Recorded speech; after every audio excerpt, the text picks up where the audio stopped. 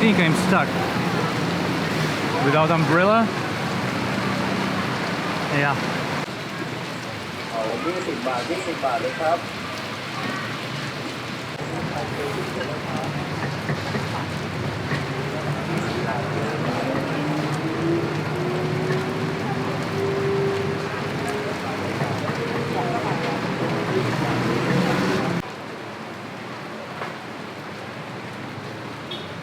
I don't know. Is that it or not?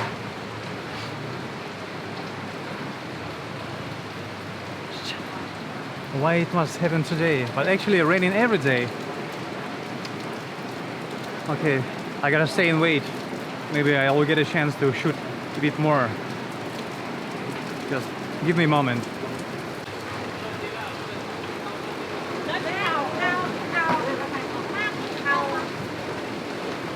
กินอะไรครับ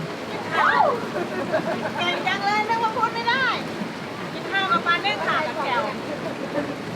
อร่อยไหม อร่อยอย่างนี้ เหรอ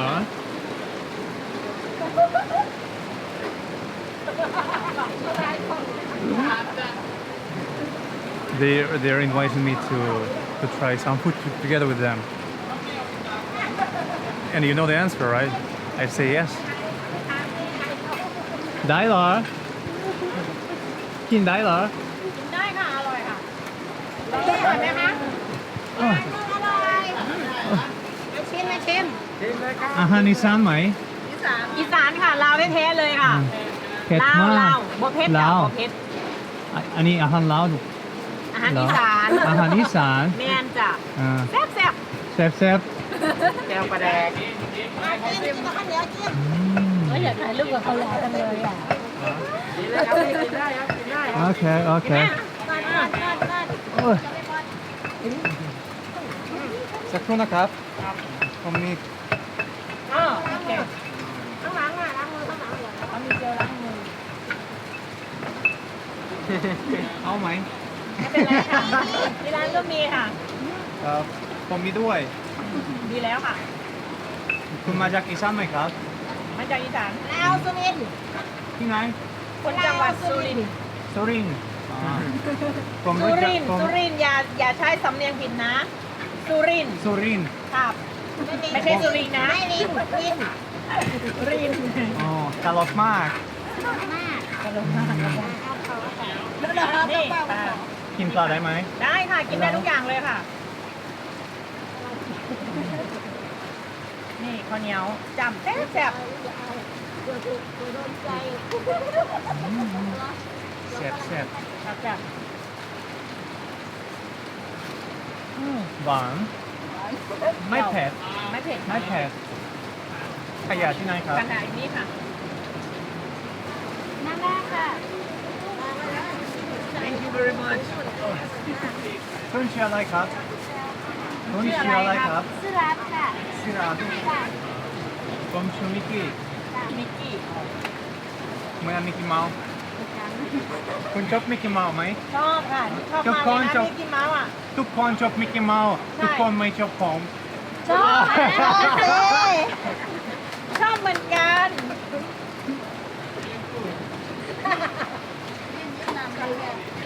ทุกคนชอบมิกกี้เมาส์ไม่ชอบผมวันนี้ชอบไหนสด ชอบทุกคน วันนี้ไม่สดชอบทุกคน ชอบทุกคน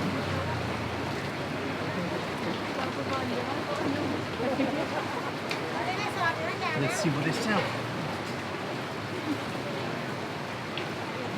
ผมทำวิดีโอสำหรับเพื่อนพบชมอาหารไทยชอบไปเที่ยวในไทยผมมีเพื่อนคนไทยเยอะใช่ไหมครับยิ้มสวยคุณชื่ออะไรครับ ชื่ออีฟค่ะ Eve Yeah. Nice name ค่าถ่าย500 ไม่ได้เหรอ ได้ได้จ้า อันนี้คืออะไรครับ อันนี้คือพริกค่ะ พริกเผา คนไทยชอบกินเผ็ดชอบกินพริก ใช่ คนฝรั่งชอบพริกไม่ได้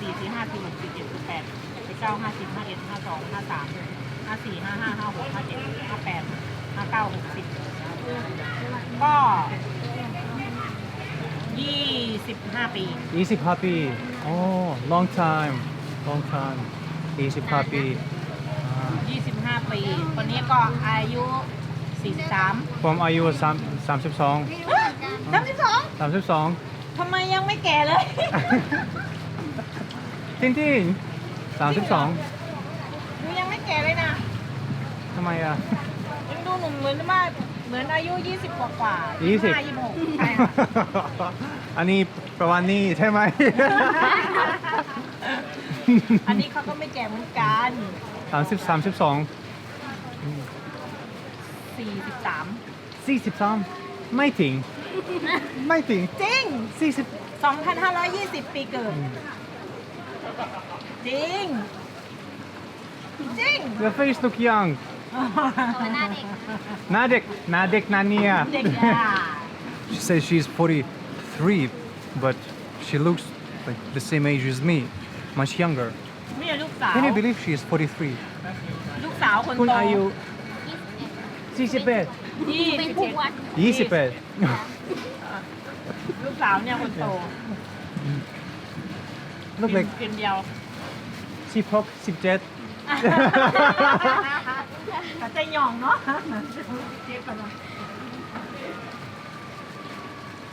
You all look so young. Thank you. อันนี้เพราะว่าคุณกินผักทุกวันใช่ไหม ค่ะ กินผักทุกกินปลา หมักกินปลามันมีน้ำพริก I'm saying they look young, they look so young because they eat vegetables and fish every day. Check out how spicy this food is. It's all chili, chili, chili. ยายไม่กินข้าวเหรอ ยาย So nice to be invited to a family dinner while they are working.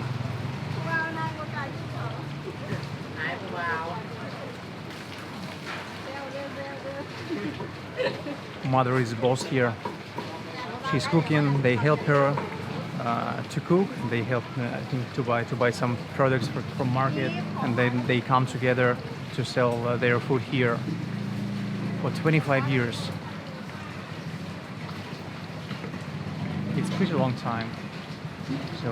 they dedicated themselves to the Thai food. So they are so professional. That's why when you come to such local markets and you buy and you see the food and you see Thai people buy a lot of food, you should go and buy it straight away. You won't regret, and you will know you will get a great quality and great taste.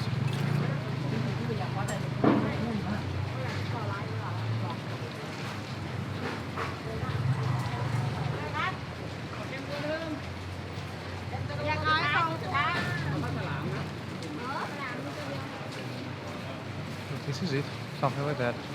ถามได้พี่ถามได้มีอะไรถามไหมครับ นี่ก็โสดคนสวยเลยนะคนสวยดับคนร้านนะพี่ Your brother? Brother? โสดแฟนไม่อยู่ เพื่อนใช่ไหมอ่า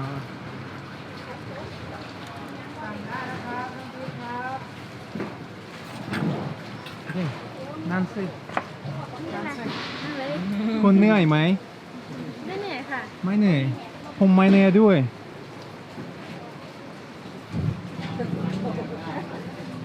Is it finished? No, not yet.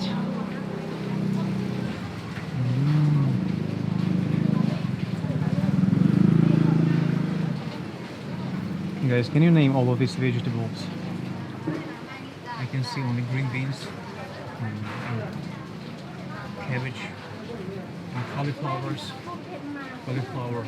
and nothing more.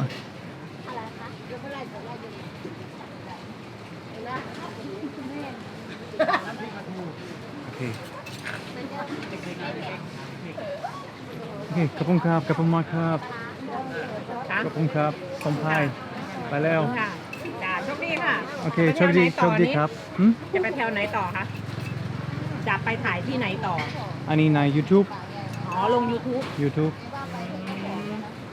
you can find เอาไหม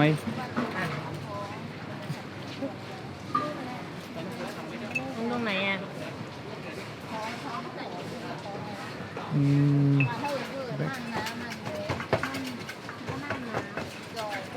ภาษาอังกฤษนี่ไหมนี่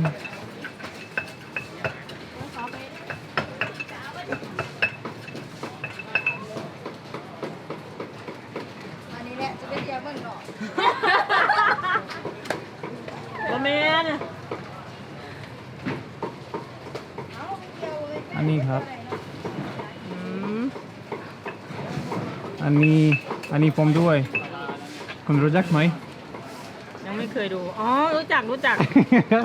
เคยดูอยู่รายการนี้ คุณดูไหม ไม่ใช่เขาอันนี้กดติดตามแล้วใช่ไหม อันนี้ปีที่แล้ว2 ปีที่แล้ว อืม นี่ไง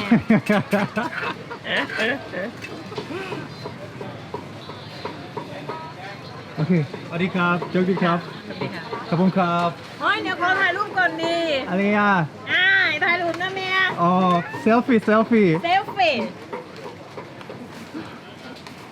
แล้วนะ เก็บไก่ด้วยไม่เลย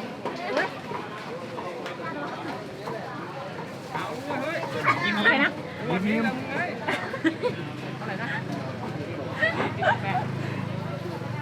เดี๋ยวรู้เจ๊เอ้ยถูกไหม โอเคแล้วค่ะ ขอบคุณครับ อาหารอร่อยขอบคุณครับสวัสดีครับโชคดีครับ โอเค see you bye bye ได้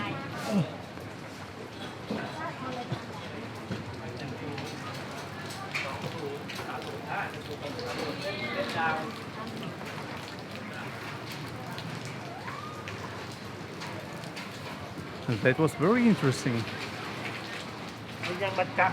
อยู่ประเทศอะไรอยู่ประเทศอะไร ตอนนี้รัสเซียครับ Oh, the rain is almost over and my bike is so wet now but so clean I guess. Oh, I love sound of rain. How can I get out?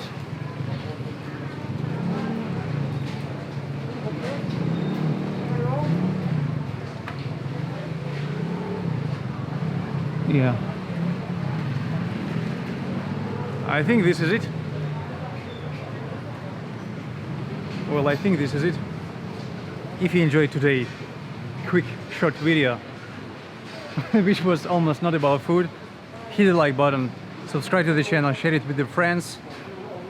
and I'll see you in the next video very soon.